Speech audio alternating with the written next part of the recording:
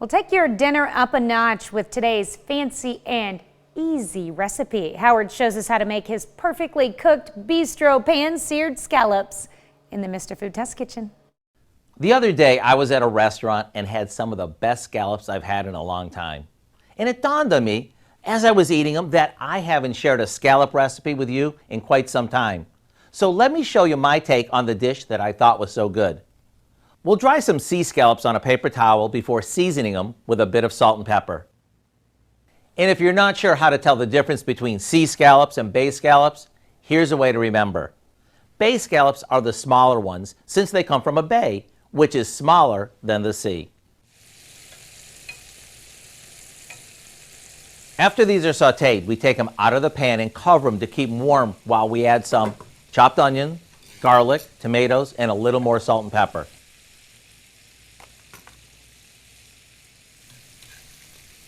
Once they're tender, we add a splash of white wine, or we can use chicken broth, along with some capers.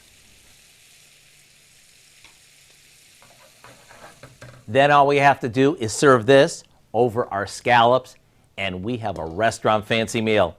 Maybe serve this over a bed of wilted spinach to make it even more la-di-da. And don't forget to spoon all that flavor-packed sauce over them too.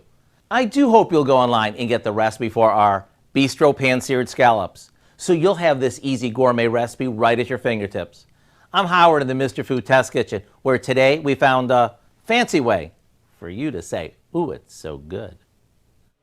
That does look good. And you can find this recipe along with a lot more good food from the Mr. Food Test Kitchen online. Just go to our website at KOAMnewsnow.com. Here's a look at our 4-state market prices.